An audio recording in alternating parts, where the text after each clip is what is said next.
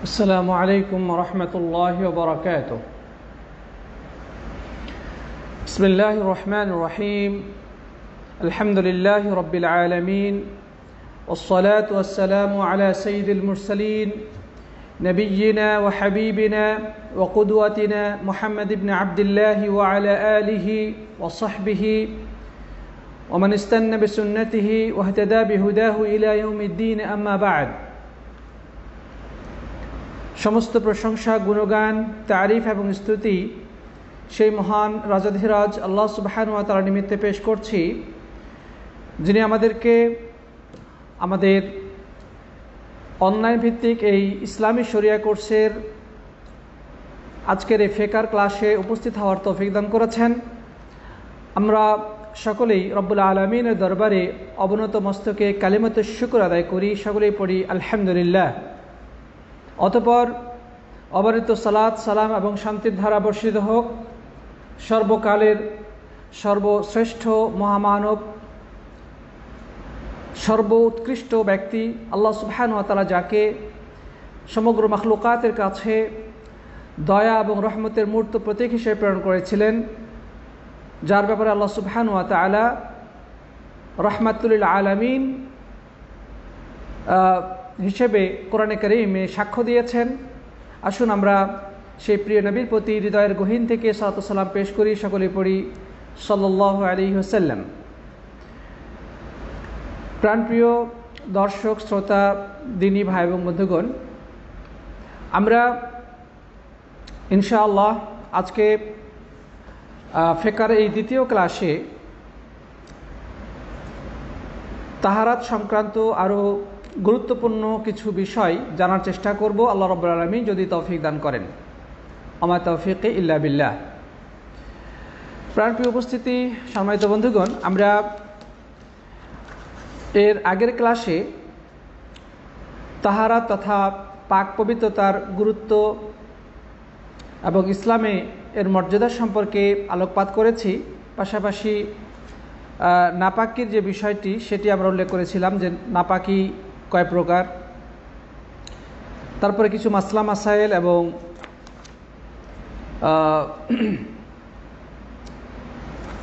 কতিপয় গুরুত্বপূর্ণ বিষয় আমরা আলোচনা করেছিলাম। তো প্রিয় বন্ধুগণ, আমরা ইসলামের এই পরিষ্কার পরিচ্ছন্নতা বা পবিত্রতার দিকটি যদি আমরা তাকাই, তাহলে ইসলামের সৌন্দর্য, মহত্ব এবং একটি সভ্য জীবন আদর্শের পরিচয় পাই। ইসলাম যে একটি মহান, অত্যন্ত আধুনিক এবং সভ্য জীবন আদর্শের নাম, ইসলামের এই বিধানটার দিকে তাকালে আমরা স্পষ্টভাবে বুঝতে পারি। প্রিয় উপস্থিতি, আমরা এর আগের ক্লাসে জেনেছি যে আল্লাহ সুবহানাহু ওয়া তাআলা ইসলামে পাক পবিত্রতা বা পরিষ্কার পরিচ্ছন্নতা এতটাই গুরুত্ব আরোপ করেছেন যে তিনি এটিকে তার সন্তুষ্টি অর্জনের মাধ্যম হিসেবে নির্ধারণ করেছেন। আল্লাহ তাআলা বলেছেন, ইন্নাল্লাহা ইউহিব্বুত তাওয়াবিনা ওয়া ইউহিব্বুল মুতাতাহহিরিন। আল্লাহ তাআলা ওই সমস্ত লোকদেরকে ভালোবাসেন যারা তাহারাত তথা পাক পবিত্রতা ও পরিচ্ছন্নতা অর্জন করে এবং যারা আল্লাহ রাব্বুল আলামিনের কাছে নিজের গুনাহ বা ভুল ত্রুটি থেকে তওবা করে। এই দুই শ্রেণীর মানুষকে আল্লাহ সুবহানাহু ওয়া তাআলা ভালোবাসেন। কারণ বাহ্যিক নাপাকি থেকে পবিত্রতার জন্যে অজু গোসল করতে হয়।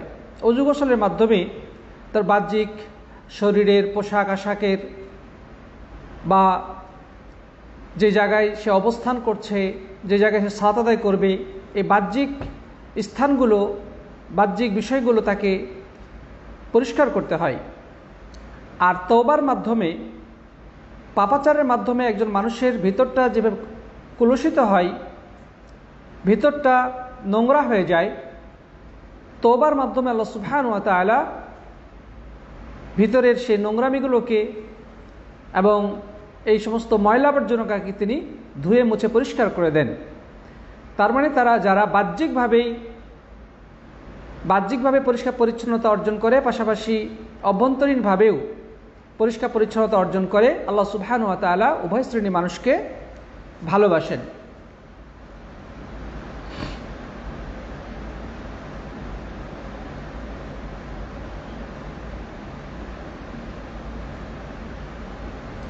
আমার কথা শুনতে আপনাদের কোনো সমস্যা হচ্ছে কিনা একটু জানাবেন।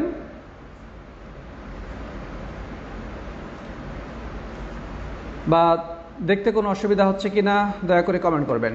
জাযাকুমুল্লাহু খায়রান। প্রাণপ্রিয় সাথী বন্ধুগণ, তো যাই হোক, তারপরে আমরা আরও জেনেছি রাসূল করিম সাল্লাল্লাহু আলাইহি সাল্লাম বলেছেন যে আস-সিওয়াকু মাতহারাতুল লিল ফাম ওয়া মারদাতুল লির-রব, যে মিসওয়াক করলে আল্লাহ রাব্বুল আলামিন সন্তুষ্ট হন এবং মুখের পরিচ্ছন্নতা অর্জিত হয়। তো আমরা মিসওয়াক করব, এর মাধ্যমে আল্লাহ রাব্বুল আলামিন আমাদের প্রতি রাজি খুশি হয়ে যাবেন। সুবহানাল্লাহ। ইসলাম কত চমৎকার, কত মহান জীবন আদর্শ এবং কত একটি সভ্য জীবন আদর্শের নাম। তাই ইসলামের এই নিয়ামতকে পেয়ে আমাদের উচিত আল্লাহ রাব্বুল আলামিনের দরবারে শুকরিয়া আদায় করা, কৃতজ্ঞতা আদায় করা। আল্লাহ রাব্বুল আলামিন আমাদের সবাইকে ইসলাম মেনে চলার এবং আল্লাহ সুবহানাহু ওয়া তাআলার দরবারে কৃতজ্ঞ হওয়ার তৌফিক দান করুন, আল্লাহুম্মা আমিন।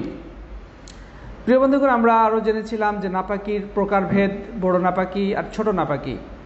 নাপাকি দুই প্রকার, বড় নাপাকি, ছোট নাপাকি। বড় নাপাকি মানে যে সমস্ত কারণে গোসল আবশ্যক হয়ে যায়, গোসল ফরজ হয়ে যায়, গোসল ব্যতিরেকে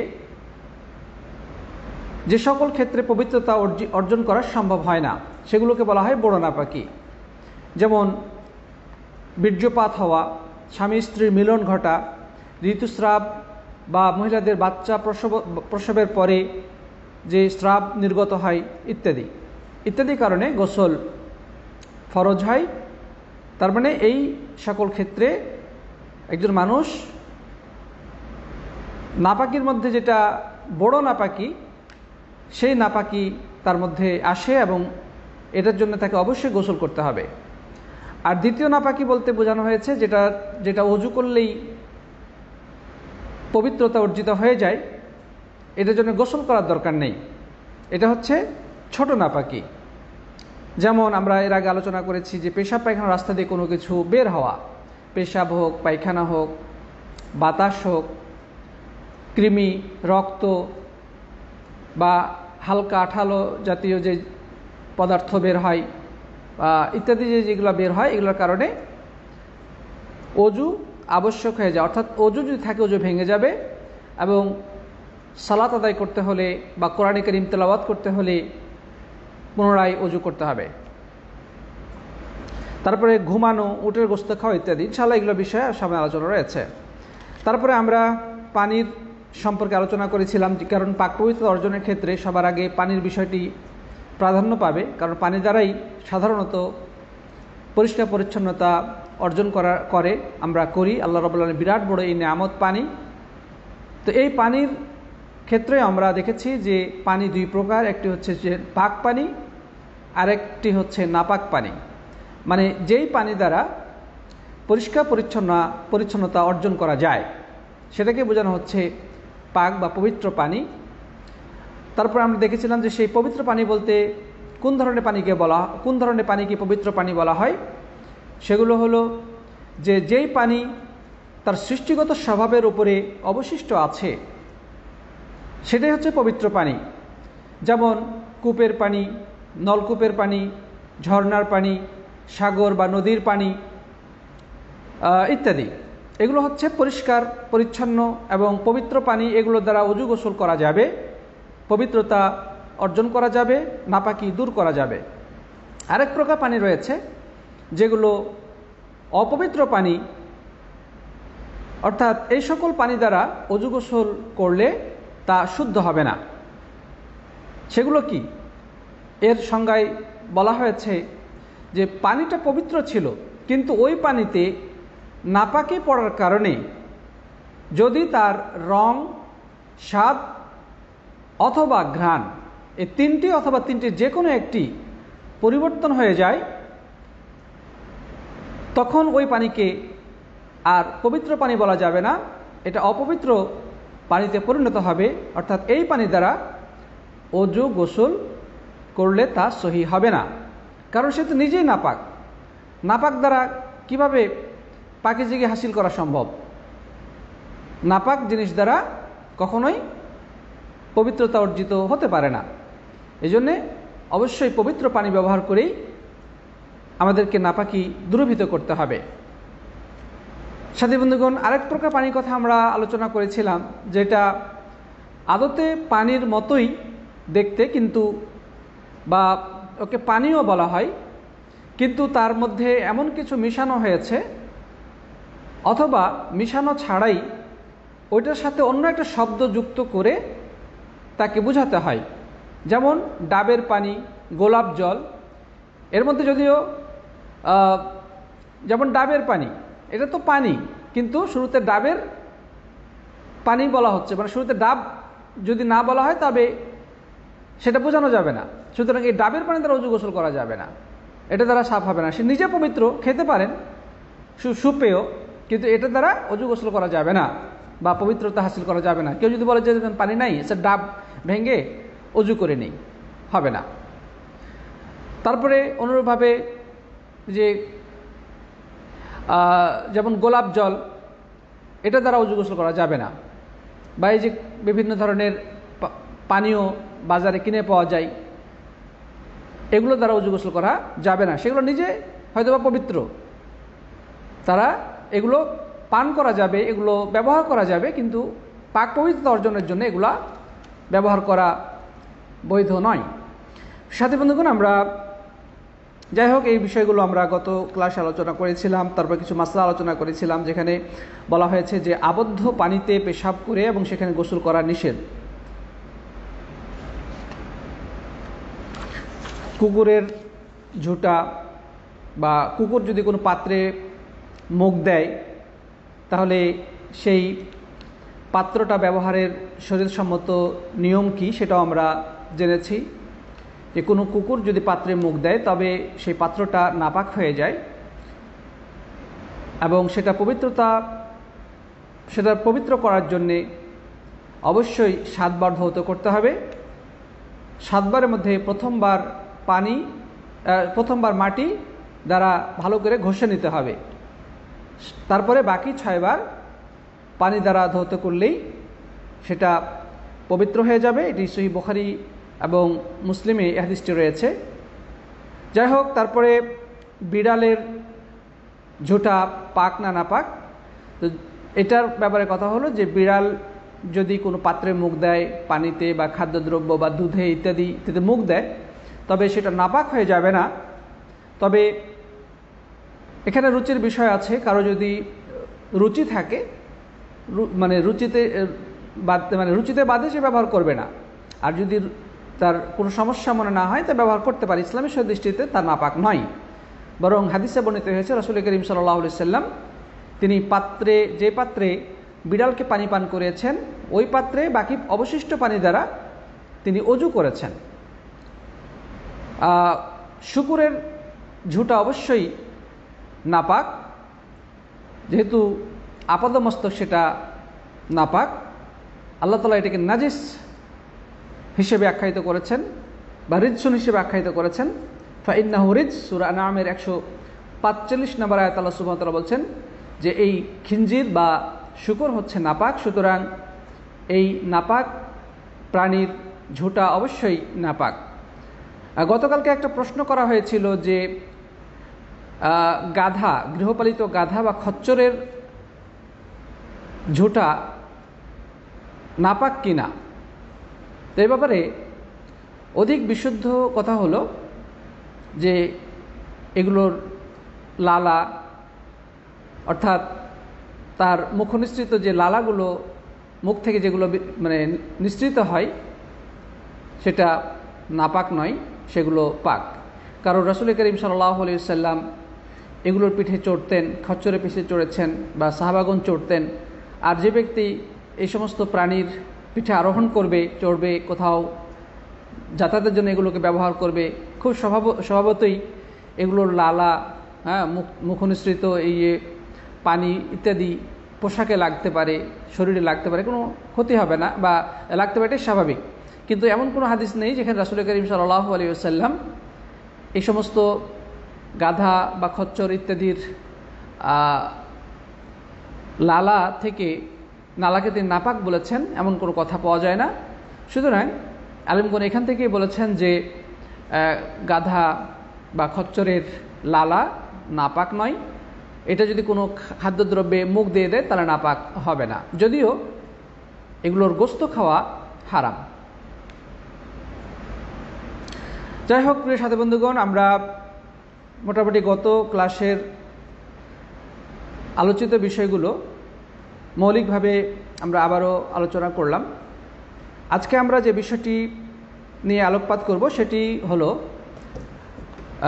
আসবাবপত্র সম্পর্কে, বা আমরা বলবো পাত্র, মানে যেই পাত্রে পানি রাখা হয় বা হাঁড়ি পাতিল যেগুলো দ্বারা আমরা খাদ্যদ্রব্য রান্না করি বা যেগুলোতে আমরা খাবার খাই, সেই পাত্র সম্পর্কে ইনশাআল্লাহ আমরা আজকে আলোকপাত করার চেষ্টা করব। আমা তৌফিকি ইল্লা বিল্লাহ।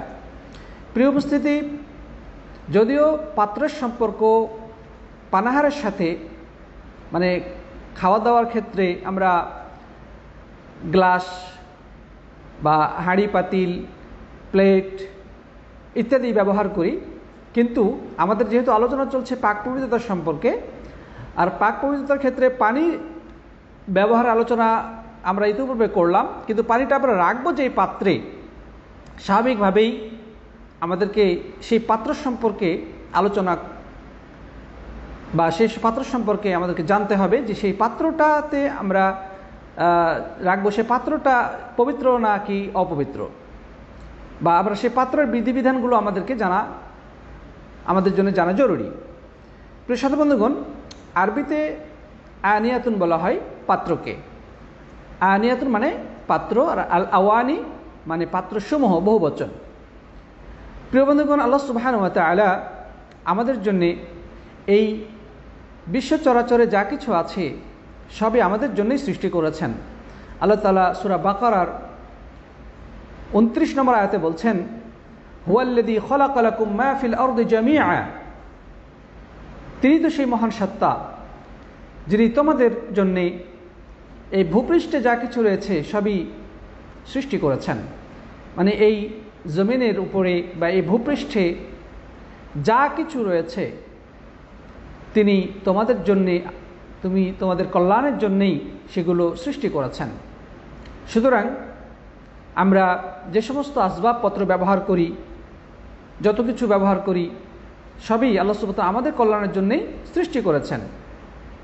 তারপরে দেখেন, ইসলামের বিধিবিধান আমরা যদি মেনে চলি তাহলে আমরা দেখতে পাব যে দুনিয়াবি বিষয়গুলো অধিকাংশ আমাদের জন্যে হালাল। দুনিয়াবি যত কিছু রয়েছে সবই হালাল, তবে খুব সামান্য কিছু জিনিস রয়েছে যেগুলো আল্লাহ সুবহানাহু ওয়া তাআলা আমাদের জন্যে হারাম করেছেন। তার মানে বেশিরভাগই হালাল, সামান্য কিছু জিনিস রয়েছে যেগুলো আল্লাহ সুবহানাহু ওয়া তাআলা আমাদের জন্য হারাম করেছেন। আর দুনিয়াবি বিষয়ের ক্ষেত্রে আমরা সেই মূলনীতির কথা মনে রাখবো, যেখানে তিনি বলেছেন যে দুনিয়াবি সব কিছুই বৈধ, দুনিয়াবি সকল আসবাবপত্র, মানে দুনিয়ার সকল প্রকার খাদ্যদ্রব্য, বিবাহের শাদীর ক্ষেত্রে সকল প্রকার নারী, সব কিছু আল্লাহ সুবহানাহু ওয়া তাআলা আমাদের জন্য হালাল করে দিয়েছেন। শুধু হারাম সেটাই যেটা তিনি কোরআন এবং হাদিসের মাধ্যমে আমাদের জন্য হারাম ঘোষণা করেছেন, শুধু সেগুলো বাদ দিয়ে সবই হালাল। তার মানে হালালের সংখ্যাটাই বেশি, হারামের সংখ্যাটা খুবই সীমিত। তো আমরা যদি পাত্রের বিষয়ে দেখতে যাই, সেখানেও আমরা দেখব যে আমরা সর্বপ্রকার পাত্র ব্যবহার করতে পারি, সেটা চাই লোহার তৈরি হোক অথবা তামার তৈরি হোক, সেটা কাঠ, চামড়া বা অন্য ধাতব যে কোনো বস্তু থেকে তৈরি হোক, বা অ্যালুমিনিয়াম বা মাটি, চীনামাটি বা অন্যান্য যত ধরনের সামগ্রী, যত ধরনের বিষয় রয়েছে, যত কিছু দ্বারা এই সমস্ত পাত্র তৈরি করা হয়, এগুলো সবগুলোই আমরা ব্যবহার করতে পারি। শুধুমাত্র দুইটি জিনিসকে আল্লাহ সুবহানাহু ওয়া তাআলা আমাদের জন্য নিষেধ করেছেন, মানে এই দুইটি বস্তু দ্বারা তৈরিকৃত পাত্র ব্যবহারে ইসলাম নিষেধাজ্ঞা আরোপ করেছে। সে দুটো জিনিস কি? সেটি হচ্ছে যে স্বর্ণ এবং রৌপ্য। নবী আকরাম সাল্লাল্লাহু আলাইহি ওয়াসাল্লাম হাদিসের মধ্যে বলছেন, যে হাদিসটি সহিহ বুখারী এবং মুসলিমে এসেছে, তিনি বলেছেন, লা তাশরাবু ফি আনিয়াতি আয-যাহাব ওয়াল ফিদ্দা ওয়া লা তালবিসুল হারির ওয়াদ দিবাজ ফাইন্নাহা লাহুম ফিদ দুনিয়া ওয়া লাকুম ফিল আখিরাহ, যে তোমরা স্বর্ণ এবং রৌপ্যের পাত্রে পানাহার করিও না, পান করিও না। তোমরা স্বর্ণ এবং রৌপ্যের পাত্রে পান করিও না, এবং তোমরা রেশমের পোশাক, চাই সেটা চিকন হোক অথবা মোটা হোক, সাধারণ চিকন রেশমের পোশাককে বলা হয় হারির, আর মোটা রেশমের পোশাককে বলা হয় দিবাজ। সব ধরনের রেশমি পোশাক তোমরা এগুলো ব্যবহার করো না। তাহলে পাত্র, সর্বপ্রকার পাত্রই বৈধ, প্লাস্টিক হোক, কাঠ, চামড়া, লোহা বা অন্যান্য ধাতব বস্তু থেকে যেগুলো তৈরি হয়, অ্যালুমিনিয়াম থেকে তৈরি হয়, সবই আমাদের জন্য আল্লাহ সুবহানাহু ওয়া তাআলা হালাল করেছেন। শুধুমাত্র হারাম স্বর্ণ এবং রৌপ্যের তৈরি পাত্র ব্যবহার করা। যে নবী সাল্লাল্লাহু আলাইহি ওয়াসাল্লাম এই হাদিসে এখানে শুধু পানের কথা এসেছে, কিন্তু অন্য হাদিসে এসেছে খাওয়ার কথা। লা তাশরাবু ফি আনিয়াতি আয-যাহাব ওয়াল ফিদ্দা ওয়া লা তা'কুলু ফি সিহাফিহা, যে তোমরা স্বর্ণ এবং রৌপ্যের পাত্রে পান করবে না এবং এগুলোর প্লেটে তোমরা খাবে না। ফাইন্নাহা লাহুম ফিদ দুনিয়া ওয়া লাকুম ফিল আখিরাহ, কারণ এগুলো ওদের জন্যে দুনিয়াতে। ওদের জন্য বলতে কাদেরকে বোঝানো হচ্ছে? তারা হচ্ছে যারা ইসলাম মানে না, তাদের জন্যে। কিন্তু আল্লাহ সুবহানাহু ওয়া তাআলা তোমাদের জন্যে এগুলো রেখেছেন আখিরাতের জন্যে। আখিরাতে জান্নাতে আল্লাহ সুবহানাহু ওয়া তাআলা তোমাদের জন্যে স্বর্ণ, রৌপ্য বা আরও অনেক মূল্যবান বস্তু দ্বারা তৈরিকৃত আসবাবপত্র সাজিয়ে রেখেছেন জান্নাতের মধ্যে।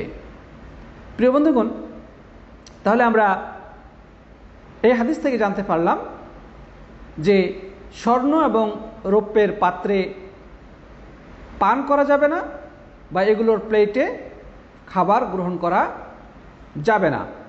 ঠিক একইভাবে পোশাকের ক্ষেত্রেও আমরা আরেকটি জানলাম যে ওয়ালা তালবিসু দিবাজ ওয়াল হারির, ওয়ালা তালবিসুল হারির ওয়াদ দিবাজ, যে তোমরা রেশমের পোশাক পরিধান করবে না, চাই সেটা মোটা রেশম হোক অথবা চিকন রেশম হোক। এখানে রেশম দ্বারা উদ্দেশ্য হচ্ছে যে মানে তুত ফল খেয়ে যে সমস্ত পাখি, যে সমস্ত ওই এক প্রকার পোকা রয়েছে, যে তুত পাতা খেয়ে বা তুত ফল খেয়ে যে রেশম পোকা সুতা তৈরি করে, সেটা মানে এখানে দিবাজ এবং হারির দ্বারা মানে ন্যাচারাল যে রেশম সেটাকে বোঝানো হচ্ছে। কৃত্রিম যে রেশম পাওয়া যায় আমাদের দেশে, বিভিন্ন ধরনের পাঞ্জাবি অথবা জামা কাপড় যেগুলো পাওয়া যায়, কিন্তু সেগুলো মানে আসল রেশম না, সেগুলো সেই গুটি পোকার তৈরিকৃত সুতা দ্বারা বানানো হয়নি, বরং সেগুলো বিভিন্ন কেমিক্যালের সাহায্যে কৃত্রিমভাবে তৈরি করা হয়েছে, যেটাকে কৃত্রিম রেশম বলা হয়, বা আর্টিফিশিয়াল সিল্ক যেটাকে বলা হয়, সেগুলো ব্যবহার করা নাজায়েজ নয়। তবে যেটা গুটি পোকার তৈরি সেগুলো নাজায়েজ। প্রিয় সাথী বন্ধুগণ, তবে এখানে আরেকটি বিষয় লক্ষণীয়, সেটি হচ্ছে যে এগুলো, এই যে রেশমের যে বিষয়টা বলা হলো, এগুলো আল্লাহ সুবহানাহু ওয়া তাআলা শুধু পুরুষদের জন্য হারাম করেছেন, যা অন্য হাদিস দ্বারা প্রমাণিত। মেয়েদের জন্য এগুলো নাজায়েজ নয়। তো যাই হোক, আল্লাহ সুবহানাহু ওয়া তাআলা আমাদেরকে যে নির্দেশনা দেয় তা অবশ্যই আমাদের জন্য কল্যাণকর। আল্লাহ সুবহানাহু ওয়া তাআলা পুরুষদের জন্যে রেশম ব্যবহার করতে নিষেধ করেছেন, কিন্তু নারীদেরকে অনুমতি দিয়েছেন। অবশ্যই এর মধ্যে হিকমত রয়েছে, কল্যাণ রয়েছে। তবে স্বর্ণ এবং রৌপ্যের তৈরি করা পাত্রে পানাহার করার বিষয়টি নারী পুরুষ সকলের জন্য প্রযোজ্য। নারীরা এ সমস্ত পাত্র থেকে যেভাবে বিরত থাকবে, ঠিক একইভাবে পুরুষরাও এই সমস্ত পাত্রে পানাহার করা থেকে বিরত থাকবে। আল্লাহ সুবহানাহু ওয়া তাআলা বললেন, ফাইন্নাহা লাহুম ফিদ দুনিয়া, এগুলো তো ওদের জন্যে দুনিয়াতে, যারা দুনিয়াটাকেই উপভোগ সামগ্রী মনে করে, দুনিয়াটাকে তারা ভোগ্য সামগ্রী মনে করে ইচ্ছা মতো চলাফেরা করে, যা ইচ্ছা তা খায়, যেভাবে মনে চায় সেভাবে চলে। তো এগুলো তো দুনিয়াতে ওদের বিষয়, ওদের সুখ সম্ভোগের বিষয়, তোমাদের জন্য নয়। আল্লাহ রাব্বুল আলামিন আমাদেরকে ধৈর্য ধারণ করতে বলেছেন, তোমরা এগুলো থেকে দূরে থাকো। জান্নাতে তোমাদের জন্য এর থেকে আরও অনেক অনেক অনেক মূল্যবান জিনিস প্রস্তুত রেখেছেন, তোমরা সেগুলো জান্নাতে গ্রহণ করবে, সেখানে তোমরা এগুলো উপভোগ করবে। এবং সেখানে জাহান্নামী, সেখানে ওই কাফেররা তারা জাহান্নামের আগুনে ভয়াবহ শাস্তির সম্মুখীন হবে। পক্ষান্তরে ঈমানদাররা জান্নাতের মধ্যে অনন্ত নেয়ামত এবং চির সুখ উপভোগ করবে। তো আমরা এই দুনিয়াবী সামান্য নিষেধাজ্ঞাকে যদি উপেক্ষা করতে পারি, আল্লাহ রাব্বুল আলামিন আমাদেরকে যা নিষেধ করেছেন সেগুলো যদি আমরা মেনে চলতে পারি, এবং দুনিয়াবী এই নিষিদ্ধ সুখ সম্পর্কে যদি আমরা প্রত্যাখ্যান করতে পারি, তবে আল্লাহ সুবহানাহু ওয়া তাআলা আমাদের জন্যে জান্নাতে অনন্ত এবং সীমাহীন সুখ সম্ভারের ব্যবস্থা করেছেন, সেখানে আমরা তা উপভোগ করতে পারবো। আল্লাহ রাব্বুল আলামিন আমাদের সবাইকে সেই চির শান্তির জান্নাতে প্রবেশ করার তৌফিক দান করুন। আর সেই জান্নাতে যাওয়ার জন্য অবশ্যই শর্ত রয়েছে, সেই শর্তগুলো অবশ্যই পূরণ করতে হবে। সেগুলো হচ্ছে একমাত্র আল্লাহ সুবহানাহু ওয়া তাআলার ইবাদত করা এবং সর্বপ্রকার শিরিক থেকে দূরে থাকা। আল্লাহ রাব্বুল আলামিন আমাদেরকে সেই তৌফিক এনায়েত করুন, আল্লাহুম্মা আমিন। তো সাথী বন্ধুগণ, তাহলে আমরা আলোচ্য হাদিস থেকে যে বিষয়টি জানতে পারলাম সেটি হচ্ছে যে স্বর্ণ এবং রৌপ্য এগুলো আল্লাহর নেয়ামত, কিন্তু এগুলোর পাত্র ব্যবহার করে আমরা খাবো, পানাহার করব, এটা বৈধ নয়। কারণটা হলো, দেখেন আল্লাহ সুবহানাহু ওয়া তাআলা আমাদেরকে পাত্র দিয়েছেন কিসের জন্যে? আমাদের প্রয়োজন পূরণ করার জন্যে, গর্ব অহংকার প্রকাশ করার জন্যে নয়। কিন্তু কেউ যদি স্বর্ণের তৈরি প্লেটে অথবা স্বর্ণের চামচে খায়, স্বর্ণের গ্লাসে পানি গ্রহণ করে, তাহলে নিঃসন্দেহে এটা তার ভিতরে আত্ম অহংকারকে ফুটিয়ে তুলবে, তার ভিতরে অহংকার মাথা চাড়াতে উঠবে, অহংকারী হিসেবে সে পরিগণিত হবে। এবং এই বিষয়টা যদি গরিবরা জানতে পারে, স্বাভাবিকভাবে তারা মনে অনেক কষ্ট পাবে। কারণ গরিব অসহায় মানুষ বেচারীরা দুমুঠা খাবারের জন্য কত পরিশ্রম করে, কত কষ্ট করে, বা সামান্য কম দামি জামা কাপড়, সামান্য কম দামি আসবাবপত্র ব্যবহার করে তারা জীবন ধারণ করে। পক্ষান্তরে একজন ধনী, হ্যাঁ আল্লাহ তাআলা অনেক সম্পদ দিয়েছেন, তাই বলে এই স্বর্ণ এবং রূপের তৈরি দ্বারা সে পাত্রে সে খাবে, এটা গরিব অসহায় মানুষের মনের একটা বিশাল কষ্টের কারণ হয়ে দাঁড়াবে। প্রিয় সাথী বন্ধুগণ, এই জন্যে ইসলাম আমাদেরকে যা নিষেধ করেছে আমরা সেই নিষেধাজ্ঞা অবনত মস্তকে মেনে নিতে প্রস্তুত। কিন্তু আল্লাহ তাআলা ওয়াদা করেছেন, তোমরা যদি এই নিষেধাজ্ঞাটুকু মেনে চলতে পারো, তোমাদের জান্নাতে এর থেকে আরও মূল্যবান উপভোগ সামগ্রী প্রস্তুত রেখেছেন।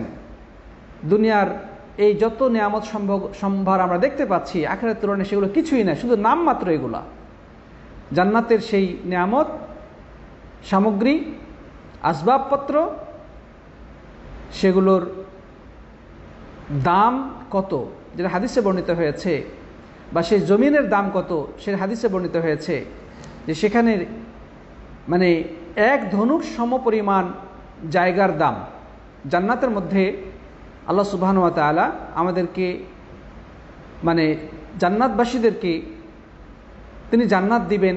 সেই জান্নাতের যে জায়গা সেটার মূল্য কতটুকু, এক ধনুক সমপরিমাণ জায়গার দাম যদি হিসাব করা হয়, সারা পৃথিবীতে যত ধন সম্পদ, স্বর্ণ, রৌপ্য, ডায়মন্ড, উঁচা উঁচা প্রাসাদ,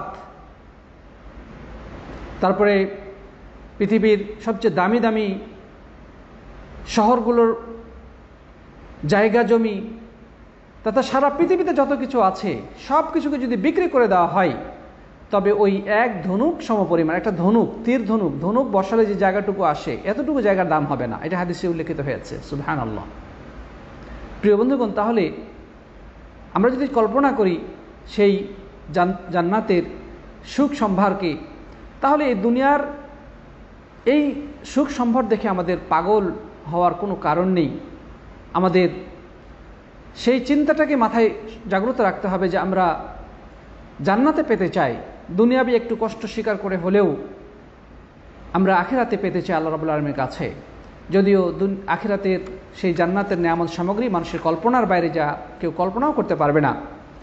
প্রিয় বন্ধুগণ, তাহলে আমরা বুঝতে পারলাম যে পাত্র ব্যবহারের ক্ষেত্রে স্বর্ণ এবং রৌপ্য ছাড়া অন্য যে কোনো বস্তু থেকে তৈরিকৃত পাত্র ব্যবহার করা জায়েজ রয়েছে, এতে কোনো আপত্তি নেই।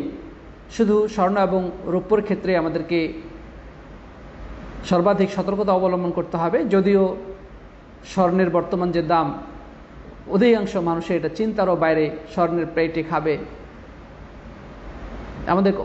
আমাদের সমাজে একটা কথা প্রচলিত রয়েছে যে স্বর্ণের চামচ মুখে নিয়ে জন্ম হয়েছে। মানে একটা নবজাতক শিশু যখন পৃথিবীতে প্রথম আসে, তখন হয়তো বা এক সময় স্বর্ণের চামচ দিয়ে তার মুখে কিছু খাবার দেওয়া হতো, হয়তোবা এই কারণেই বলা হয়, এই ধরনের কথাটা প্রচলিত রয়েছে যে সে দুনিয়াতে স্বর্ণের চামচ নিয়ে মুখে নিয়ে এসেছে। মানে তার জন্মটাই হয়েছে খুব ধনী পরিবারে, সে অনেক নেয়ামত সামগ্রীর মধ্যেই তার বেড়ে ওঠা, এই কথাটা বোঝাতেই এ ধরনের প্রবাদ বলা হয়ে থাকে। তো যাই হোক, আমরা সামনে চলি প্রিয় সাথী বন্ধুগণ। এরপরে দ্বিতীয় যে বিষয়টি আমাদের সামনে আসবে সেটি হচ্ছে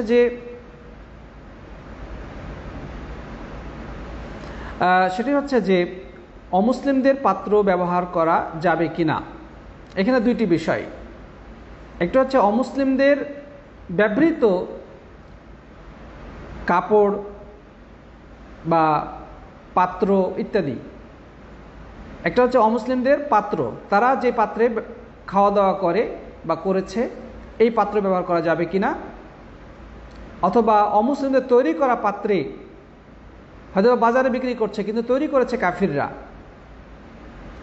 সেটা ব্যবহার করা যাবে কিনা। অনুরূপভাবে আমরা পোশাকের বিষয়টি এখানে উল্লেখ করব যে অমুসলিমদের ব্যবহৃত পোশাক আমরা ব্যবহার করতে পারবো কিনা, অথবা তাদের তৈরি করা নতুন পোশাক ব্যবহার করতে পারবো কিনা, এই জন্যে কি ধৌত করা আবশ্যক কি নয়, এই বিষয়টি আমরা এখন আলোচনা করব ইনশাআল্লাহ।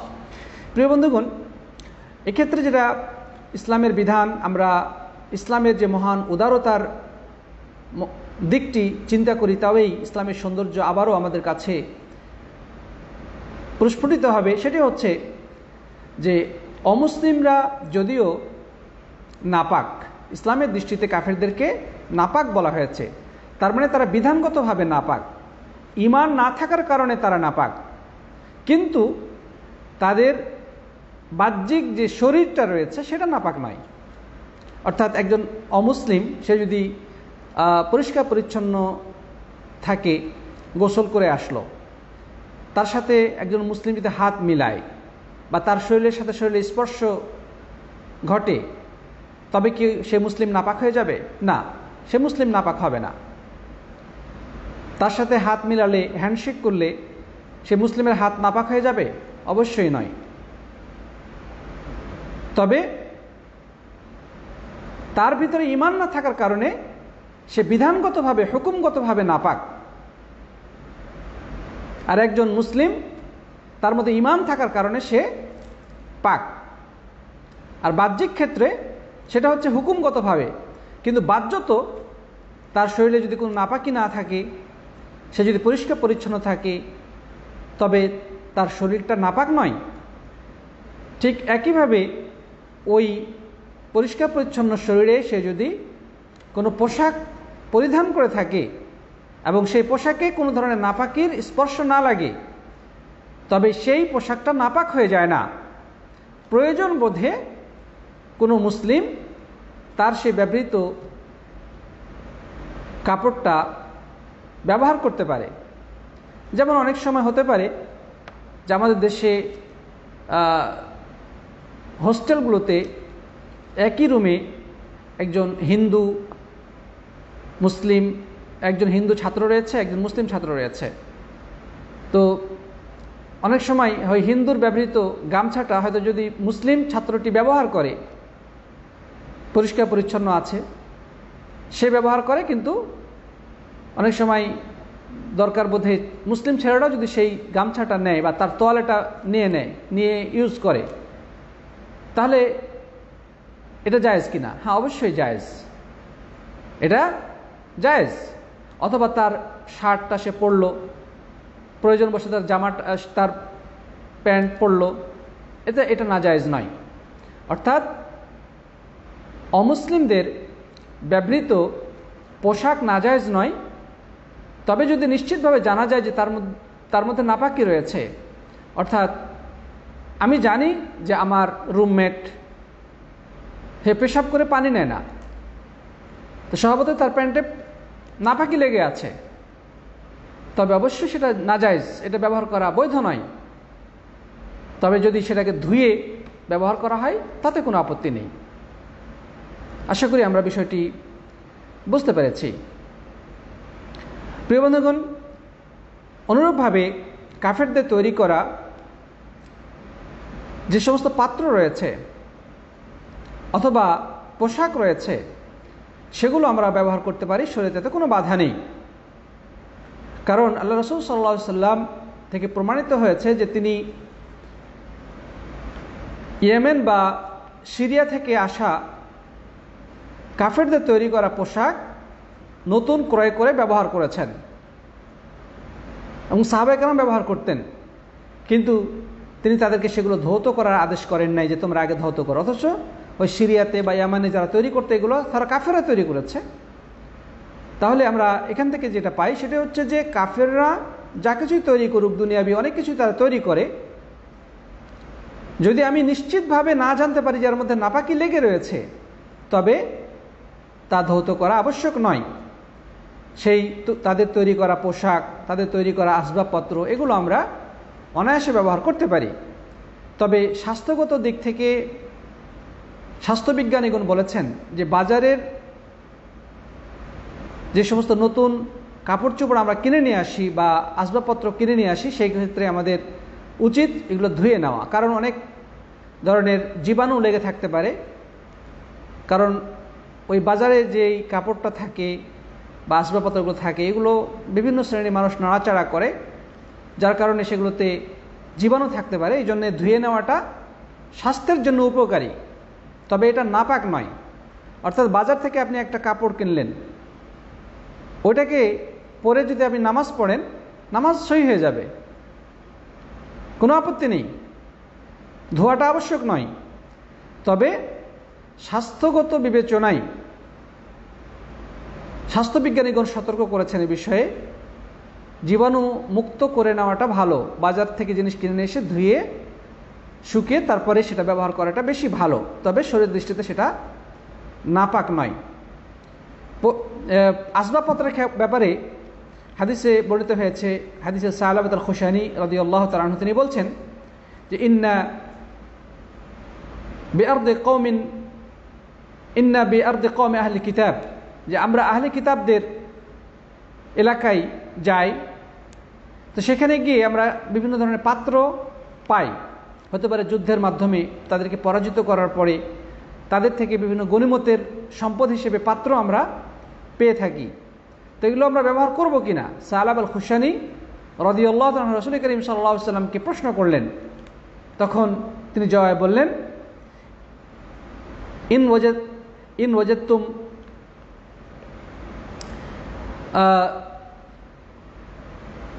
যে ইন ওয়াজাদতুম গায়রাহু ফালা, যে তোমরা যদি, হাদিসটা এভাবে বর্ণিত হয়েছে, ইন ওয়াজাদতুমু গায়রাহা ফালা তাকুলুহু, যে তোমরা যদি এই সমস্ত পাত্র ছাড়া অন্য পাত্র না পাও, মানে এই পাত্র ছাড়া অন্য কোনো পাত্র তোমাদের যদি না থাকে, তবে তোমরা, যে বলছে যে হাদিসটা এভাবে বর্ণিত হয়েছে,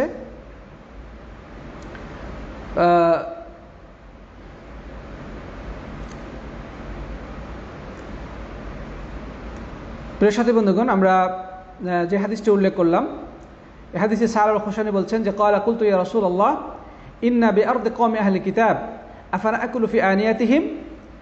তিনি বলছেন যে হে আল্লাহর রাসূল, আমরা আহলে কিতাবদের এলাকায় থাকি, তাদের পাত্রে কি আমরা খাওয়া দাওয়া করতে পারি?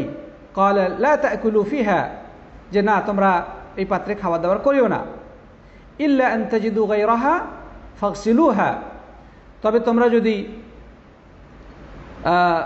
এছাড়া অন্য কোনো পাত্র না পাও, তবে সেগুলো তোমরা ধৌত করে তারপরে খাও। সুম্মা কুলু ফিহা ইন লাম তাজিদু গায়রাহা, যদি তোমরা এছাড়া অন্য কোনো পাত্র না পাও, ফাগসিলুহা সুম্মা কুলু ফিহা, এরপরে তোমরা সেগুলোকে ধৌত করে খেতে পারো। প্রিয় বন্ধুগণ, তাহলে প্রথমত তাদের পাত্রে না খাওয়াটাই ভালো। তবে যদি বিকল্প না থাকে, অন্য কোনো পাত্র নেই, কিন্তু খাওয়া দাওয়া করতে হবে, রান্নাবান্না করতে হবে, তবে কি করব? তবে তাদের সেই পাত্রগুলোকে ভালোভাবে ধৌত করে তারপরে আমরা খেতে পারি, এতে শরীয়তে কোনো বাধা নেই। তারপর আরও হাদিসে বর্ণিত হয়েছে যে وثبت أن النبي صلى الله عليه وسلم وأصحابه أخذوا الماء للوضوء من مزادة امرأة مشركة, যে আল্লাহ রাসূল সাল্লাল্লাহু আলাইহি ওয়াসাল্লাম এবং সাহাবীগণ মুশরিক নারীদের দেওয়া পাত্র ওযুর জন্য ব্যবহার করেছেন। তারপরে রাসূল করিম সাল্লাল্লাহু আলাইহি ওয়াসাল্লাম ইহুদির বাড়িতে খাওয়া দাওয়া করেছেন। তাহলে সমস্ত হাদিস থেকে পাওয়া গেল যে অমুসলিমদের পাত্র ব্যবহার করা জায়েজ রয়েছে। তবে এই ক্ষেত্রে অবশ্যই সেই শর্তটি প্রযোজ্য যে যদি নিশ্চিতভাবে জানতে পারি যে সেখানে তারা নাপাক কোনো কিছু রাখেনি বা নাপাক তারা সাথে ভক্ষণ করেনি। যেমন আমি নিশ্চিতভাবে জানি যে তারা সেখানে শুকর খেয়েছে, তবে সেই পাত্র ব্যবহার করা যাবে না। মদ পান করেছে, ব্যবহার করা যাবে না। অবশ্যই যদি বিকল্প না থাকে তখন ভিন্ন কথা, তখন অবশ্যই সেগুলো ভালোভাবে পরিষ্কার পরিচ্ছন্ন করে ধৌত করে তারপরে সেগুলো ব্যবহার করা যেতে পারে। তো যাই হোক, আমরা আশা করি অমুসলিমদের ব্যবহৃত পাত্র বা কাপড় বা অমুসলিমদের তৈরি করা পাত্র বা কাপড় ব্যবহার সম্পর্কে ইসলামের বিধান জানতে পারলাম। আল্লাহ তাআলা আমাদের সবাইকে বোঝার এবং জানার এবং আমল করার তৌফিক দান করুন, আল্লাহুম্মা আমিন। এ পর্যায়ে আমরা আরেকটি বিষয় জানব, সেটি হচ্ছে যে মৃত পশুর চামড়ার বিধান। মৃত পশুর চামড়া ব্যবহার করা যাবে কি যাবে না, এই বিষয়টা আমরা এখন জানার চেষ্টা করব ইনশাআল্লাহ তাআলা। এটার সাথে পাত্রের সাথে এইটির আলোচনা আর সম্পর্কটা কি? সম্পর্কটা হলো যে অনেক সময় কিছু কিছু পাত্র পাওয়া যায় যেগুলো চামড়ার দ্বারা তৈরি। বিশেষ করে আল্লাহ রাসূল সাল্লাল্লাহু আলাইহি ওয়াসাল্লামের জামানায় যে মশক তৈরি করা হতো, পানির পাত্র বা বিভিন্ন খাদ্যদ্রব্য রাখার পাত্র, সেগুলো বিভিন্ন পশুর চামড়া দ্বারা তৈরি করা হতো। সুতরাং প্রসঙ্গক্রমে পাত্র আলোচনার সাথে এই মৃত পশুর চামড়ার বিধানটিও চলে আসে, কারণ কিছু কিছু আপনার চামড়া থেকে পাত্র তৈরি করা হয়, অনুরূপভাবে চামড়া তৈরি করা বিভিন্ন আসবাব সামগ্রী ব্যবহারের মাসলাটি এখানে চলে আসে। সাথী বন্ধুগণ, আমরা এ পর্যায়ে আলোচনা করব যে মৃত পশুর চামড়া ব্যবহার করা যাবে কি না। প্রথম কথা হলো যে আল্লাহ সুবহানাহু ওয়া তাআলা আমাদের জন্যে মৃত পশুর গোশত খেতে নিষেধ করেছেন, এটি হারাম হিসেবে বা নাপাক হিসেবে গণ্য করেছেন। সূরা আনাম এর 145 নম্বর আয়াতে আল্লাহ সুবহানাহু ওয়া তাআলা বলছেন যে ইল্লা আন ইয়াকুনা মাইতাতান আও দামান মাসফুহান আও লাহমা খিনজিরিন ফাইন্নাহু রিজস, যে মৃত প্রবাহমান রক্ত এবং শূকরের গোশত এগুলো হচ্ছে নাপাক। তার মানে মৃত প্রাণীর গোশত খাওয়া জায়েজ নেই, প্রবাহমান রক্ত খাওয়া জায়েজ নেই এবং শূকরের গোশত খাওয়া জায়েজ নেই, এগুলো হচ্ছে নাপাক। আর যেটা নাপাক অবশ্যই তা হারাম, সেটা খাওয়া দাওয়া করা যাবে না, সেটা ব্যবহার করার কোনো সুযোগ নেই। তাহলে এই আয়াতে কারিমা থেকে আমরা পেলাম যে মাইতা বা মৃত প্রাণীর গোশত খাওয়ার বিষয়টি, শূকরের গোশত খাওয়ার বিষয়টি এগুলো হারাম, কিন্তু এগুলোর যে চামড়া রয়েছে সেগুলো ব্যবহার করা যাবে কি না, বা এগুলোর পশম রয়েছে সেগুলো ব্যবহার করা যাবে কি না। তো এই ব্যাপারে আলেমগণ কোরআন হাদিস স্টাডি করে যে মূলনীতি দিয়েছেন সেটি হচ্ছে যে মাকুলুল লাহম, মানে যেই প্রাণীটির গোশত খাওয়া জায়েজ রয়েছে, যেই প্রাণীর গোশত খাওয়া হালাল, সেটিকে যদি জবাই করা হয় অথবা এমনি মৃত্যুবরণ করে, যে কোনোভাবে সে মারা যাক না কেন, তার চামড়াটা যদি দাবাগত করা হয়, দাবাগত মানে হচ্ছে ট্যানারিং, মানে ট্যানাররা বিভিন্ন কেমিক্যাল, লবণ, সোডা ইত্যাদি মিশিয়ে তারা চামড়া পরিশোধন করে থাকে, যদি সেই মৃত প্রাণীর চামড়াটাকে পরিশোধন করা হয় তবে সেটা পবিত্র হয়ে যায়। নবী আকরাম সাল্লাল্লাহু আলাইহি ওয়াসাল্লাম একটি হাদিসের মধ্যে বলেছেন, যে হাদিসটি সেই মুসলিম বর্ণিত হয়েছে, ইদা দুবিগাল ইহাবু ফাকাত তাহুরা, যদি কাঁচা চামড়া পরিশোধন করা হয় তবে সেটা পবিত্র হয়ে যায়। চামড়া পরিশোধনের জন্য বিভিন্ন কলাকৌশল রয়েছে, যারা এগুলো কাজ করে তারা সেগুলো ভালো জানেন। বিভিন্ন কেমিক্যালের সাহায্যে বা লবণের সাহায্যে সেগুলোকে তারা পরিশুদ্ধ করে তারপরে শুকিয়ে বিভিন্ন কিছু তৈরি করে, বিভিন্ন আসবাবপত্র তারা তৈরি করে। আমাদের ব্যবহার্য অনেক সামগ্রী তৈরি হয় এই সমস্ত চামড়া থেকে।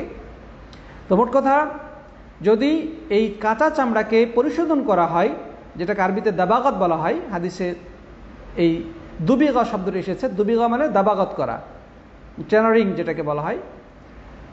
তো যদি এভাবে পরিশুদ্ধ করে দেওয়া হয়, পরিশোধন করা হয়, তাহলে সেটা পবিত্র হয়ে যায়, সেটা প্রয়োজনীয় যে কোনো কাজে ব্যবহার করা জায়েজ রয়েছে। সাথী বন্ধুগণ, তাহলে এর বিপরীত মাসলাটা আমাদের সামনে প্রস্ফুটিত হয়ে যায় অটোমেটিক। সেটি হচ্ছে যে গায়রু মাআকুলিল লাহাম, মানে যেই পশুর চামড়া, যেই পশুর গোশত খাওয়া জায়েজ নেই, তার চামড়াও ব্যবহার করা জায়েজ নেই, যদিও সেটা পরিশোধন করা হয়। যেহেতু এখানে স্পষ্ট ভাষায় মানে ইহাবের কথা বলা হয়েছে, এবং অন্য একটি হাদিস যদি আমরা সামনে নিয়ে আসি, সেখানে আমরা দেখতে পাবো যে নবী আকরাম সাল্লাল্লাহু আলাইহি ওয়াসাল্লাম একটা মৃত ছাগলের চামড়াকে পরিশোধন করে ব্যবহার করার প্রতি উৎসাহিত করেছেন।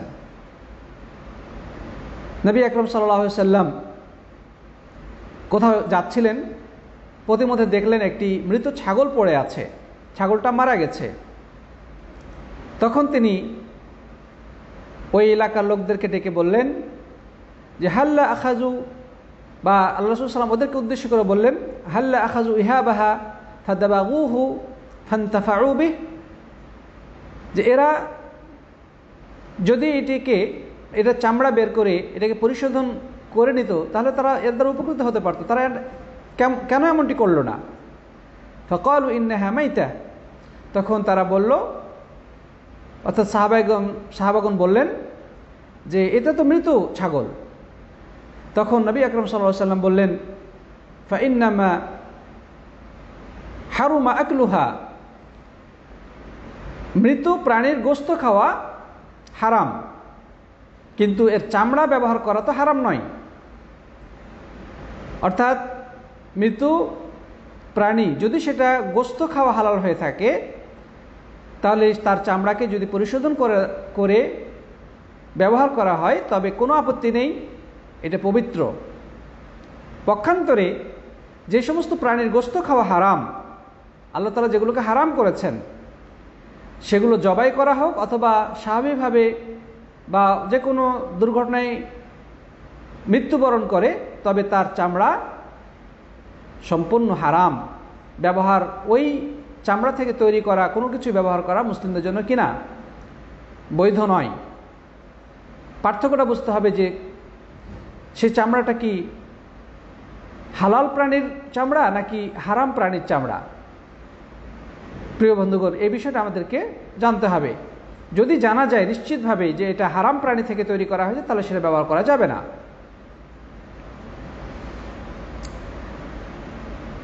তবে মৃত প্রাণীর লোম বা পশম এগুলো ব্যবহার করা যাবে কিনা, এ ব্যাপারে আলেমদের বক্তব্য হচ্ছে যে এগুলো বুননের কাজে বা সুতা তৈরি করা কাজে ব্যবহার করা জায়েজ রয়েছে।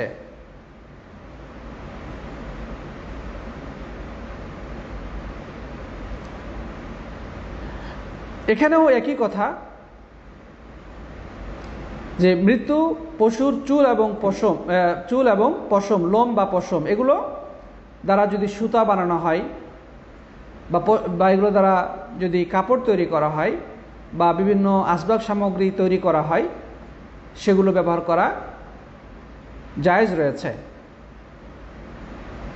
তবে যে জিনিসটা আদতেই হারাম, সেগুলোর পশমও হারাম। যেমন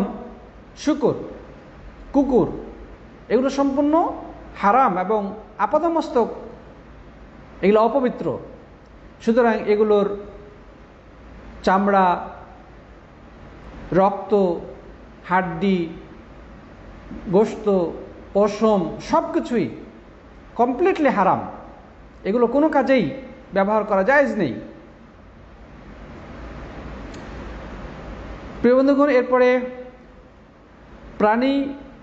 সকল প্রাণী যদি জবাই করা হয়, হালাল প্রাণীগুলো যদি জবাই করা হয় সেগুলো তো হালাল, আর হারাম প্রাণী সে তো হারাম, সে জবাই করা হোক অথবা স্বাভাবিক মারা যাক, কোনো পার্থক্য নেই, উভয় ক্ষেত্রেই তা হারাম। কিন্তু আল্লাহ সুবহানাহু ওয়া তাআলা আমাদের জন্য কিছু প্রাণীকে হালাল করেছেন, যদিও সেটা মারা যায়। মানে হারাম প্রাণী নিষিদ্ধ, মৃত প্রাণী হারাম বা নিষিদ্ধ, কিন্তু এর ব্যতিক্রম হচ্ছে নবী আকরাম সাল্লাল্লাহু আলাইহি ওয়াসাল্লামের হাদিস দ্বারা সেই ব্যতিক্রমটা আমরা পাই। সেটি হচ্ছে যে পানিতে যে প্রাণী থাকে, মানে পানিতেই যার জীবন ধারণ, পানিতেই জন্ম, পানিতেই মৃত্যু এবং পানিতেই বেড়ে ওঠা, পানি ছাড়া যারা বাঁচে না, সেগুলো যদি মারাও যায় পানির মধ্যে, সেগুলো পবিত্র থাকে এবং সেগুলো খাওয়াও জায়েজ। রাসূল করিম সাল্লাল্লাহু আলাইহি ওয়াসাল্লাম বলেছেন, হুয়া তাহুরু মাউহু ওয়াল হিল্লু মাইতাতুহু, যে সাগরের পানি পবিত্র এবং এই পানির মধ্যে বসবাসকারী প্রাণী সেগুলো মারা গেলেও সেটা হালাল। তারপরে অন্য হাদিসে রয়েছে যে সমস্ত প্রাণীর মধ্যে রক্ত প্রবাহিত হয় না সেগুলো খাওয়া জায়েজ আছে, যদিও সেগুলো মারা যায়।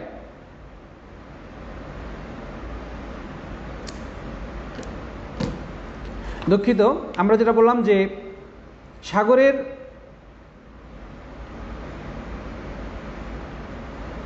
সাগরের যে সমস্ত মাছ বা আরও যে সমস্ত জলজ প্রাণী রয়েছে সেগুলো মারা গেলেও সেগুলো খাওয়া জায়েজ রয়েছে।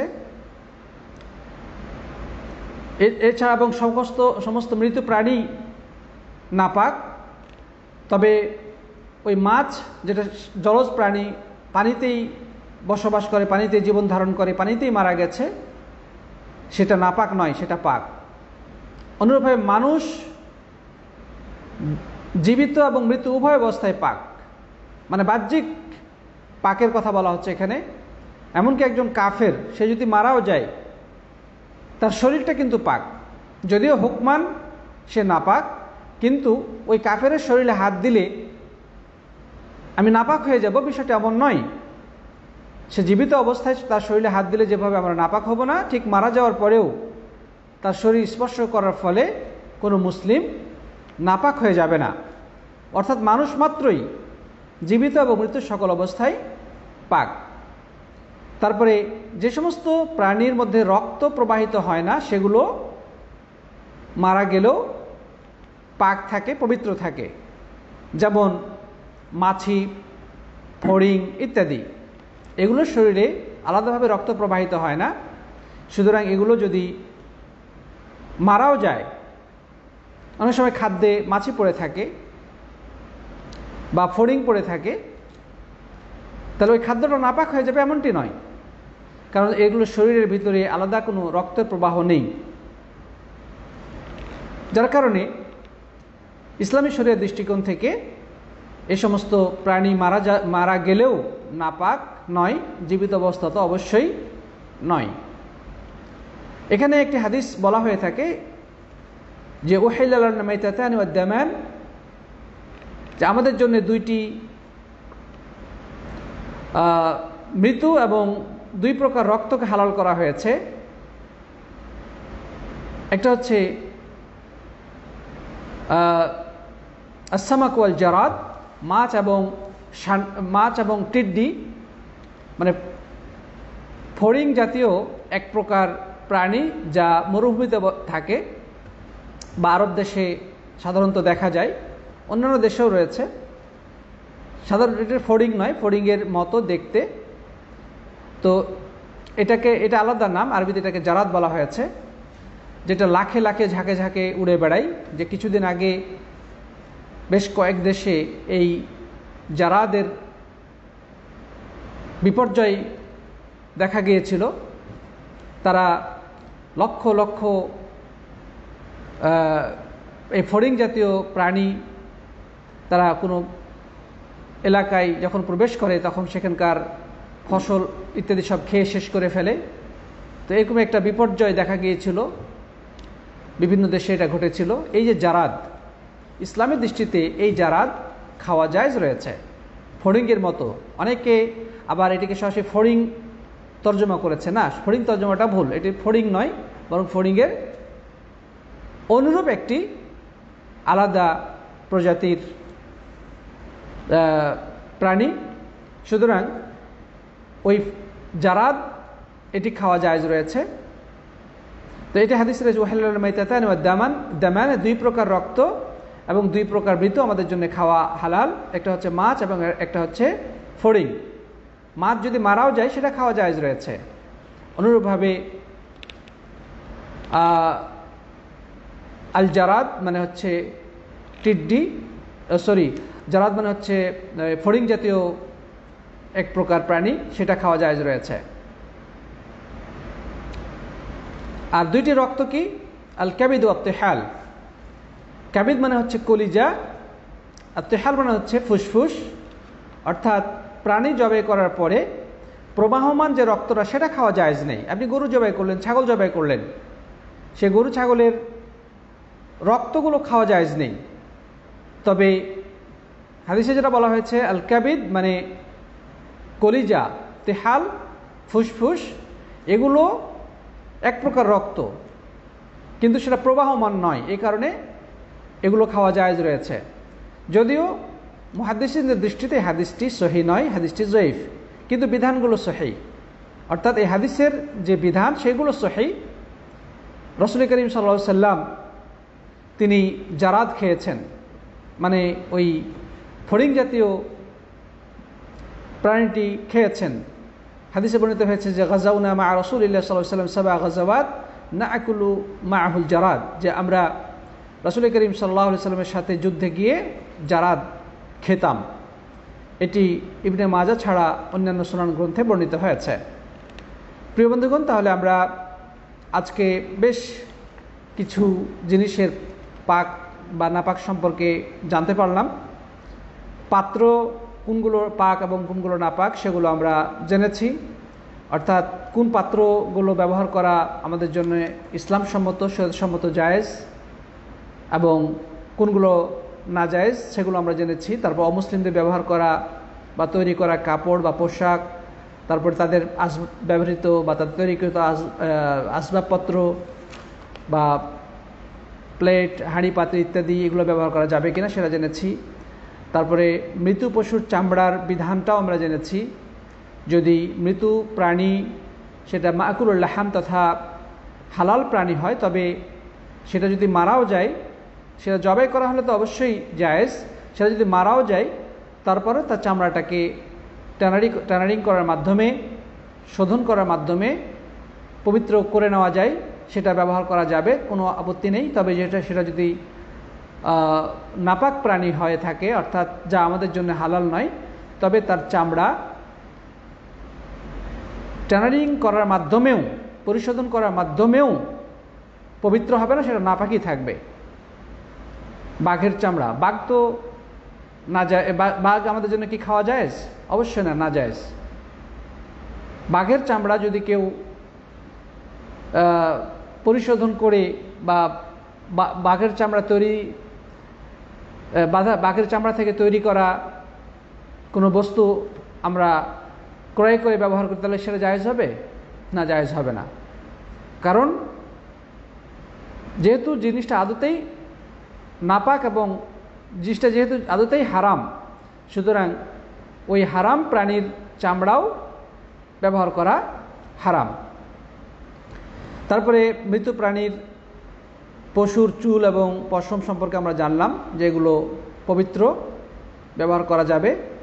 তবে কুকুর, শুকুর বা যেগুলো নাপাক প্রাণী সেগুলোর কথা ভিন্ন, সেগুলোর হাড্ডি, চামড়া, রক্ত, চর্বি, গোস্ত, পশম সবই হারাম।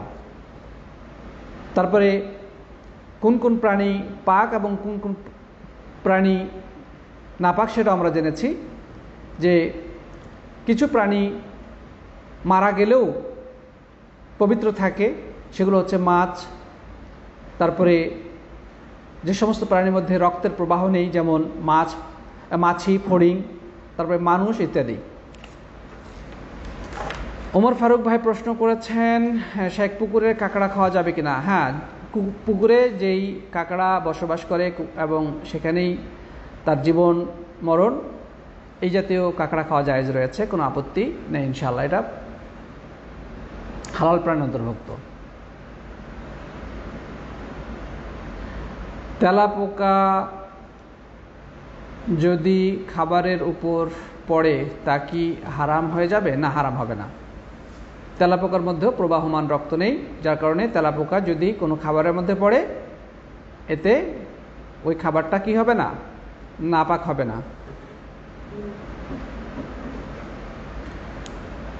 গতকালকে একজন প্রশ্ন করেছিলেন যে টিকটিকি যদি খাবারের মধ্যে পড়ে তবে সেই খাবারটা নাপাক হবে কিনা। টিকটিকির মধ্যেও আলাদা প্রবাহমান রক্ত নেই, সুতরাং এটা যদি খাবারের মধ্যে পড়ে পুরো খাবারটাই নাপাক হবে না। যদি উঠিয়ে ফেলা সম্ভব হয় তাহলে ফেলে দিবেন, এতে কোনো আপত্তি নেই ইনশাআল্লাহ। ওই খাবার খেতে কোনো আপত্তি নেই। তবে সম্ভাবনা আছে যে এই টিকটিকি পড়ে যদি পচে যায় তবে নিঃসন্দেহে এটা স্বাস্থ্যের জন্যে মারাত্মক হুমকির কারণ হয়ে দাঁড়াবে। এই জন্য সেটা অবশ্যই সতর্ক রাখতে হবে। কিন্তু হয়তো বা দেখা গেল যে একটা খাবারের মধ্যে একটা মনে করেন যে শুকনো খাবার অথবা জমাট বাঁধা খাবার, উপরে এটা টিকটিকি পড়ে গেল, তো পুরো খাবারটাই ফেলে দিতে হবে এমনটা ঠিক না, বরং উপর থেকে উঠিয়ে ফেলে দিলেই যথেষ্ট হবে। আর যদি এমনকি পড়ে যদি মরেও যায়, উপর থেকে ফেলে দিলে যথেষ্ট হবে। রুচি হলে আপনি খেতে পারেন, কোনো সমস্যা নেই। আর ইঁদুর যদি পড়ে যায়, ইঁদুর পড়ে যদি মরে যায়, তবে সেটা নাপাক হয়ে যাবে, ওই খাবারটা কী হয়ে যাবে, নাপাক হয়ে যাবে, কারণ এর মধ্যে রক্ত রয়েছে। এটা পড়ে মরে গেলে ওই খাবারটা খাওয়া যাবে না। একজন বলেছেন যে বাঘের চামড়া ওয়ালমেট হিসেবে ব্যবহার করা যাবে কিনা। বাঘের চামড়া ওয়ালমেট হিসেবে ব্যবহার যদি কেউ করে, আমরা বলবো না যে ওই ঘরে নামাজ হবে না বা ওই ঘরটা নাপাক হয়ে যাবে, এটা আমরা বলবো না। তবে ওটা ওই বাঘের চামড়া দিয়ে জায়নামাজ বানিয়ে নামাজ পড়লে নামাজ হবে না, অথবা বাঘের চামড়া থেকে অন্যান্য আসবাব সামগ্রী যদি আমরা তৈরি করে ব্যবহার করি সেটা জায়েজ হবে না। তবে বাঘের চামড়া যদি কেউ ওয়ালমেট হিসেবে দেওয়ালে টাঙিয়ে রাখে, এতে ঘরটা নাপাক হয়ে যাবে না। নদীর গুইসাপ ও কুমিরের ব্যাপারে হুকুম কি? নদীর গুইসাপ অর্থাৎ যেই প্রাণীটা নদীতেই থাকে, বসবাস করে এবং নদী ছাড়া বাঁচে না, পানি ছাড়া বাঁচে না, সেটা অধিক বিশুদ্ধ মতে হালাল। এখন যেটা গুইসাপ এমন তো হতে যে উভয়চর, মানে কিছু পানিতেও থাকে উপরেও থাকে, মানে উপরেও বাঁচে পানিতেও বসবাস করে, এটা জায়েজ নেই। এখানে বিষয়টা বুঝতে হবে যে পানিতেই বসবাস, পানি ছাড়া সে বাঁচেই না, কিন্তু হয়তোবা যে পানিতে নদীর গুইসাপ, এখন গুইসাপ এমন তো হতে পারে যে সে পানিতে বসবাস করে কিন্তু ডাঙ্গাতেও থাকে, তাহলে সেটা অবশ্যই জায়েজ হবে না। আর কুমিরের বিষয়টি নিয়ে আলেমদের মাঝে দ্বিমত দেখা যায় যে কুমির এটা পবিত্র কিনা, বা কুমির আসলে এটা কি জলজ প্রাণী নাকি উভচর প্রাণী, এই ব্যাপারে দ্বিমত দেখা যায়। তো যদি দেখা যায় যে কুমির যদি অনেক সময় জঙ্গলে থাকে, কিছু কুমির আছে যেগুলো পানিতেও থাকে আবার জঙ্গলেও থাকে, হ্যাঁ, যেমন পানি থেকে উঠে সে জঙ্গলে বসবাস করে এবং সেখানে সে দিব্যি জীবন ধারণ করতে পারে, এগুলো অবশ্যই হারাম, না জায়েজ। কিন্তু যদি একান্তই পানির হয় সেটা ভিন্ন জিনিস, সেটার ব্যাপারে আলাদা জায়েজের ফতোয়া রয়েছে। তবে সাধারণত কুমির উভয়চর এবং জলেও থাকে স্থলেও থাকে, সুতরাং এটা খাওয়া জায়েজ হবে না। স্বাভাবিকভাবে এটাই হচ্ছে কুমিরের ব্যাপারে বিধান। লাল ও হলুদ রঙের পোশাক পরা যাবে কিনা পুরুষের জন্য? লাল রঙের পোশাকের ব্যাপারে কথা হচ্ছে, যদি পুরো পোশাকটাই লাল হয়, একেবারে পুরোটাই আপাদ মস্তক পুরোটাই লাল পোশাক কেউ পরে, তবে সেটা নাজায়েজ। আর হলুদের ব্যাপারে বলা হচ্ছে হলুদটা নাজায়েজ নয়, তবে যেটা জাফরানি মানে কালারের অনুরূপ, মানে জাফরানি কালারের, যেটাকে মুআসফার বলা হয়েছে হাদিসে, মুআসফার শব্দটা এসেছে, সেটা মূলত হলুদ নয়। হলুদ যে আমরা ইয়েলো কালার যেটা বুঝি সেটা নয়, সেটা একটু ভিন্ন। যেটা আমাদের দেশে হিন্দুরা বা বৌদ্ধরা এক ধরনের বিশেষ রঙের পোশাক পরে, সেটা হচ্ছে আপনার এই মুআসফার, আপনারা হয়তো বা দেখে থাকবেন। এটা ব্যবহার করা যাবে না পুরুষদের জন্য। তবে হলুদ যেটা আমাদের সমাজে প্রচলিত রয়েছে, আমরা অনেকেই এই হলুদ পোশাক পরা যাবে না বলে অনেকেই বলে থাকে, এটা ঠিক না। হাদিসে কিন্তু না আসফার বলা হয়নি, আসফার মানে হলুদ, কিন্তু হাদিসে বলা হচ্ছে মুআসফার, এটি বিশেষ এক ধরনের কালার। সহজে বোঝার জন্য আমরা বলবো যে আমাদের দেশের যে হিন্দু বা বৌদ্ধরা বিশেষ এক ধরনের পোশাক তারা পরে, বিশেষ এক কালারের, সেটা মুআসফার পর্যায়ের, আমি যতটুকু জানি, আল্লাহু আলাম, এটা পরা যাবে না। আর লালের ক্ষেত্রে কথা হচ্ছে, যদি একেবারে টকটকে লাল হয়, ঠিক আছে, তাহলে সেটা ব্যবহার করা যাবে না। কিন্তু যদি এমন হয় যে লালের সাথে কালোর মিশ্রণে খয়েরি কালার, তবে সেটা সমস্যা নেই। অথবা লালের সাথে হয়তোবা সাদা কালার দিয়ে ডোরা কাটা হয়েছে, ডোরা কাটা আছে, মানে পরিপূর্ণ লাল নয়, কিন্তু এটার সাথে হয়তোবা মিশ্রণ রয়েছে, সেটা ব্যবহার করা যাবে। তবে একদম টকটকে লাল পোশাক ব্যবহার করা পুরুষদের জন্য জায়েজ নেই। ভাই একজন বলেছেন যে হাদিসে গুই সাপ খাওয়ার কথা বলেছে, এটা কি হালাল? আসলে হাদিসে গুই সাপের কথা বলা হয়নি, হাদিসে বলা হয়েছে সেটাকে বলা হয় টিড্ডি। দব মানে টিড্ডি, দাব মানে গুই সাপ নয়, নাউজুবিল্লাহ। গুই সাপ তর্জমা করা হলে সেটা সম্পূর্ণ ভুল তর্জমা করা হবে। এটা গুই সাপ অবশ্যই নয়, বরং এটি হচ্ছে আরবের মরুভূমিতে থাকে গুই সাপ জাতীয় একটা প্রাণী, যেটা মরুভূমিতে বসবাস করে।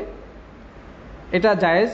আল্লাহ রসুল সাল্লাল্লাহু আলাইহি সাল্লামের সাথে সাহাবী খেয়েছেন, আল্লাহ নবী সাল্লাল্লাহু আলাইহি ওয়াসাল্লাম নিজে খান নাই। তিনি বলেছেন আমার এলাকায় এটি পাওয়া যায় না, যার কারণে আমি এটা আমার খাওয়ার প্রতি কোনো রুচি নেই। আল্লাহ রসুল সাল্লাম রুচিগত কারণে তিনি এই দব বা টিড্ডি দব বা এই গুইসাপ জাতীয় মরুভূমির এই প্রাণীটি তিনি খাওয়া থেকে বিরত থেকেছেন, কিন্তু সাহাবীগণ তার পাশে বসে খেয়েছেন, সেটা তিনি দেখেছেন। একই খাবার পাত্রে আল্লাহ রাসূল সাল্লাল্লাহু আলাইহি ওয়াসাল্লাম খান নাই, কিন্তু সাহাবী খেয়েছেন, অর্থাৎ এটা জায়েজ রয়েছে।